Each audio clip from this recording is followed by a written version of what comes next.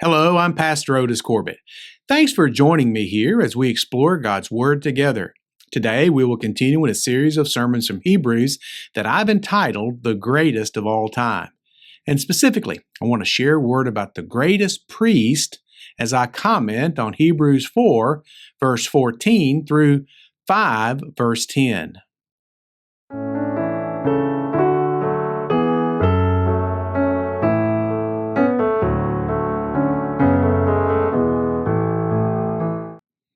I don't know if you've noticed, but whenever a religious leader is featured in some way in modern media, as in television shows or cinema, that the character is most often depicted as a Catholic priest. And when I see such a character appear in a television show or a movie, I will say to my wife, just watch, that priest will either be the victim of a crime or the criminal himself. And usually, in regards to 21st century media, I'm right. This lack of respect for priests is a postmodern phenomenon. Traditionally, our culture treated priests with respect, and biblically, priests were honored and respected. Now, I suspect that there are many reasons for this apparent fall from grace, but today we want to return to the biblical perspective on priesthood. And we must obtain a biblical view of priesthood because the writer of Hebrews has asserted that Jesus is the greatest priest in our passage for today. Let's begin, though, by reading Hebrews 4, 14 through 5, verse 4.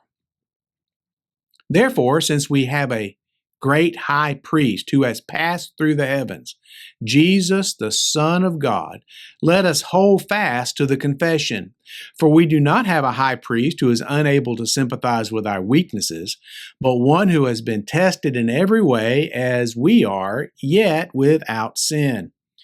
Therefore, let us approach the throne of grace with boldness, so that we may receive mercy and find grace to help us at the proper time. For every high priest taken from men is appointed in service to God for the people, to offer both gifts and sacrifices for sins. He is able to deal gently with those who are ignorant and are going astray, since he is also subject to weakness. Because of this, he must make a sin offering for himself as well as for the people. No one takes this honor on himself. Instead, a person is called by God, just as Aaron was. So now, let's begin with the ministry of the high priest. In our lives, we're familiar with the idea of an intermediary, or someone who stands between two parties in a transaction. A common example of that might be a real estate agent. When people sell a property, they engage a real estate agent to conduct the negotiations for that transaction. Their agent communicates with the buyer's agents or the other agent involved until an agreement on a purchase price and conditions is agreed upon that's acceptable to both parties. Now, I found it interesting that the last time we bought a home, my wife and I were scheduled to arrive at the attorney's office at a different time than the sellers were scheduled to arrive. I don't remember that happening the first time we bought a home, but on our second home, it was definitely the case that we arrived first and then the sellers arrived next. It was as if the real estate agents were afraid we might get into a contention with the sellers over the deal that had been brokered. I think they imagined one of us saying, hey, I'll arm wrestle you for that extra $5,000 on the deal. I'm not sure that was necessary. I'm not sure why it was necessary to keep us separated, but they did, and all the details were processed through their offices. Now, another example of an intermediary, one which a Westerner might not be familiar with, but which the people of biblical times might be, is found in the Mandinka people of West Africa. The Mandinka people were the people that my wife and I worked with when we were in the International Mission Board in West Africa. We learned that in their culture, marriages were arranged between the parents of the bride and the groom. All of these arrangements were negotiated by a man called a Sila Nyatanko, and that word essentially means waymaker. And again, one of the things that a Sila Nyatanko must carefully deal with is money. specifically the details of the bride's dowry.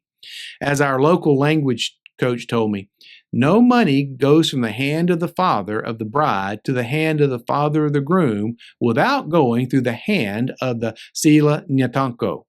Not even a penny. Hani butut, as they would say. Hani butut. The goal was to maintain harmony and to avoid direct confrontation between the families. That's why there was a go-between between a sila nyatanko. As we see in the scriptures in general, and in our specific passage for today, the role of a priest was also to be a go-between or an intermediary.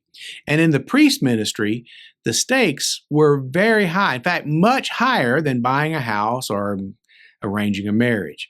Because instead of standing between the buyer and seller of a property, and instead of standing between the family of a groom and the family of a bride, the priest stood in the gap between God and people. Instead of dealing with human commerce or human culture, a priest dealt with human culpability and human sin. Instead of concluding his work by presenting an acceptable cash settlement, a priest presented an acceptable sacrifice to God for the remission of sin. Instead of negotiating the details of human society, a priest negotiated the salvation of human souls.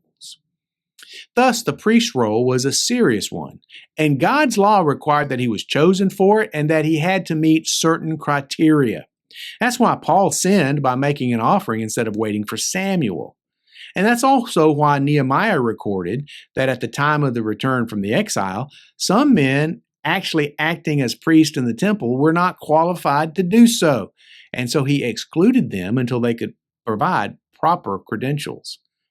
When you stand between God and people with their souls in the balance, no random person off the street will do.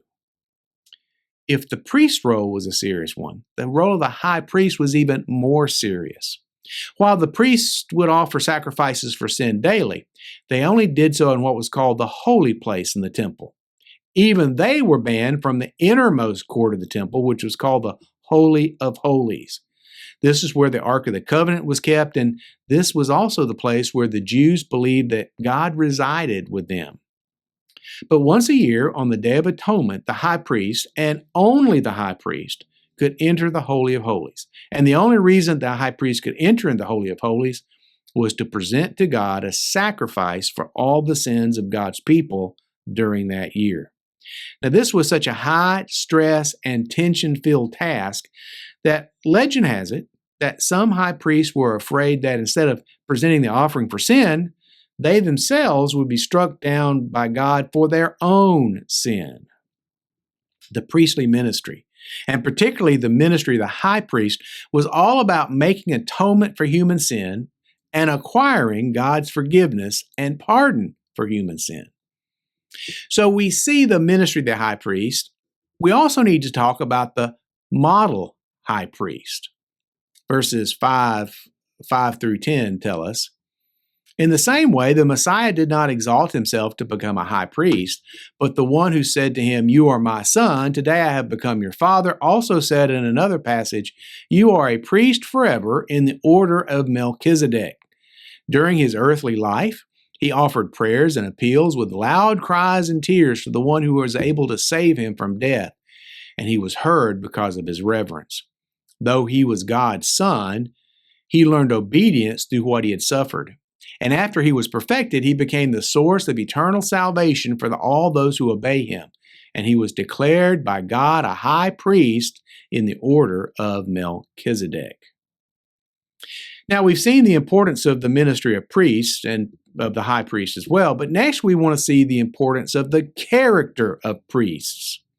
Not every line of priests is the same. Now, to illustrate that, let's consider the law enforcement agencies in your community and in my community. It would be surprising to all of us to tally the number of agencies in our local areas with the powers of arrest. In many ways, these are all the same, but at the same time, they are also all different. The police of one town have a certain jurisdiction, while those in a different town have a different jurisdiction. Some sheriff's departments may patrol like city police officers do, while some may only support the courts and operate a jail.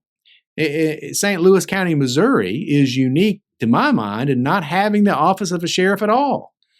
Other agencies fulfill that role. And thus, all law enforcement agencies are the same, but at the same time, they're all different. And the same is true for priests. The Bible records at least 3 different lines of priests. One line of priests that are found in the Bible are pagan priests. These, of course, serve false gods and they led people astray. A modern example of false priests and prophets would be the political commissars that were in the Soviet army during the last century. Instead of chaplains, the Soviet army had political commissars, and they were responsible to indoctrinate their troops with godless communism. Now, in the 21st century, our society is still replete, however, with people who lead others astray and follow false gods and false hope.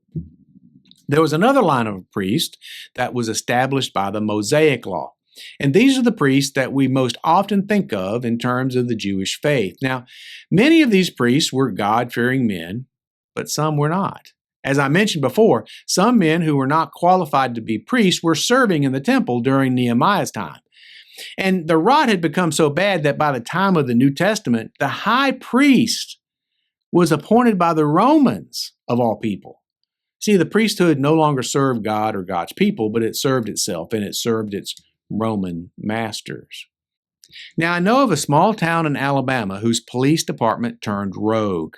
The police officers fraudulently wrote speeding ticket after speeding ticket to both the citizens they were sworn to protect as well as other members of the public who were passing through on their way to other places. People who were minding their own business were stopped without cause and cited for violations that they did not commit. Now, the town coffers swelled, as did the number of police officers, because they had more money, they could hire more police officers. The police chief had become a minor warlord, and the police force had become an occupying army. Eventually, state authorities became aware of this situation, and after a thorough investigation, the agency was judged to be unredeemable, and it was disbanded. Ironically, not long after this, the former police chief was arrested for impersonating a police officer by displaying his police badge from that disbanded force to try to avoid receiving his own speeding ticket in a different part of the state. Jesus was obviously superior to the pagan priests, and he was also superior to the Mosaic priesthood as well. In fact, he was the priest of a superior lineage, the line of Melchizedek.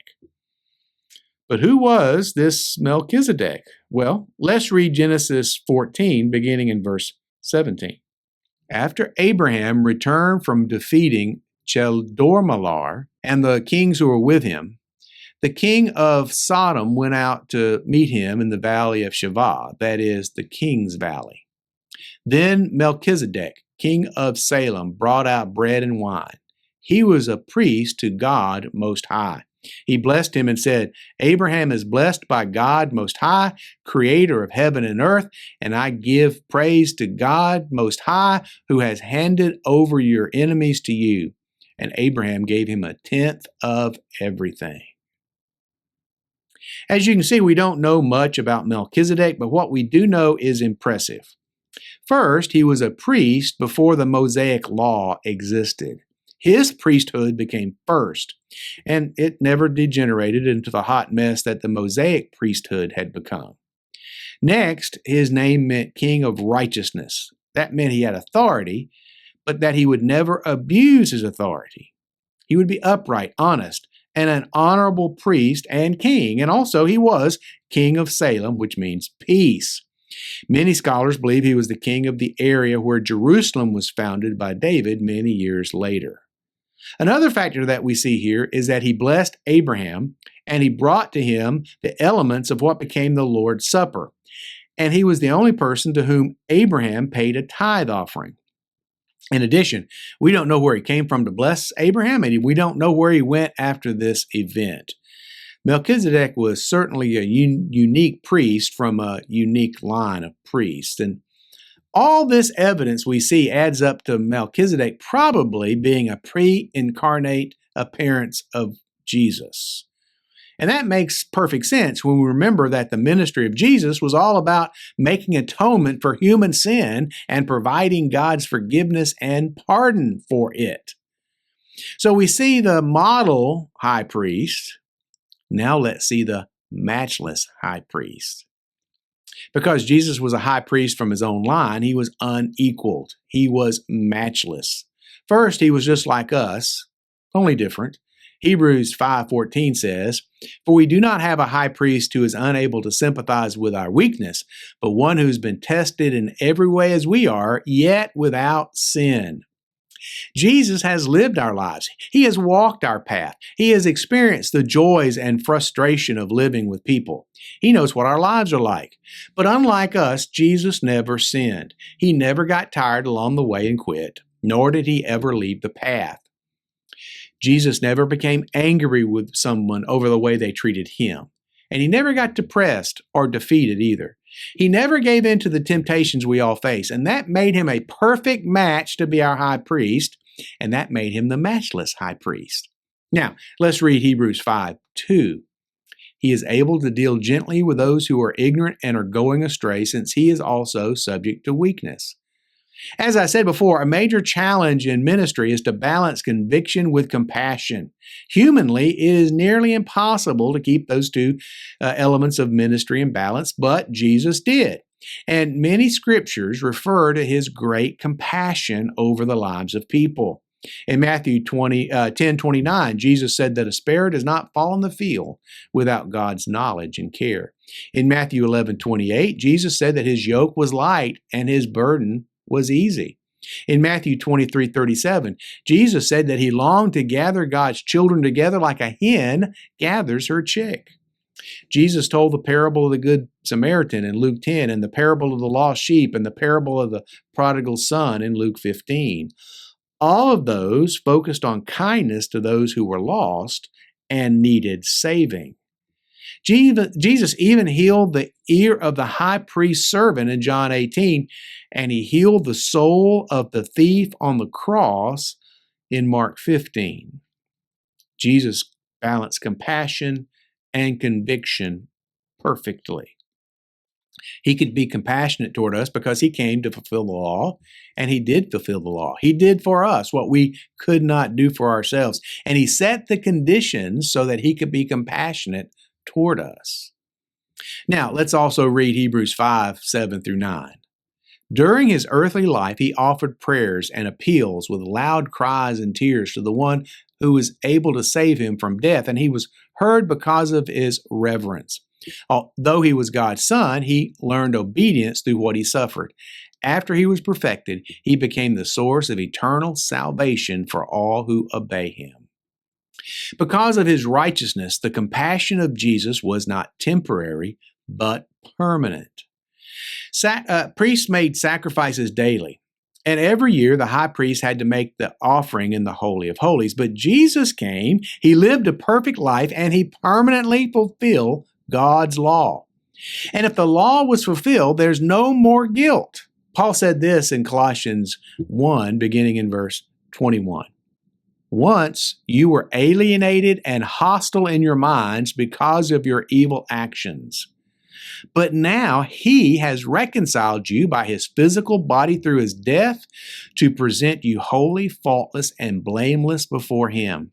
If indeed you remain grounded and steadfast in the faith and are not shifted away from the hope of the gospel that you heard, this gospel has been proclaimed in all creation under heaven, and I, Paul, have become a servant of it. The matchless ministry of Jesus was all about making permanent his atonement for human sin and providing God's forgiveness and pardon for it. So what does this mean for us? What does this mean for our daily lives? What difference does it make to us, and what difference should it make? Well, we must magnify our high priest. Let's go back to Hebrews 4:14. Therefore, since we have a great high priest who has passed through the heavens, Jesus, the Son of God, let us hold fast to the confession. We have a great high priest who is our loving advocate with our Father in heaven, and we must hold fast to him. This means that Jesus must be more precious to us than the most precious thing in our lives. Jesus must be more powerful to us than the most powerful things in our lives. We must realize that Jesus is more perceptive of our needs and wants than the most perceptive persons in our lives. Jesus wants to be more personal to us than the most personal things in our lives. And Jesus can perform for us what no one else can perform in our lives. Because the ministry of Jesus was all about making atonement for our sin and providing God's forgiveness and pardon for us, we must make much of Jesus in our lives and in the lives of those whom we love. In conclusion, the invitation is clear. Therefore, let us approach the throne of grace with boldness so that we may receive mercy and find grace to help us at the proper time. We don't have to be like the high priest who went with knees shaking into the Holy of Holies. That's been taken care of for us. We can approach God with boldness because of his promise for us, because of his love for us, because we're his children. The question is, what will our response be? That is the question of the hour. Thanks for joining me today. I'll be back soon with another word from the Bible we can share together. Every blessing. I'm Dr. Otis Corbett.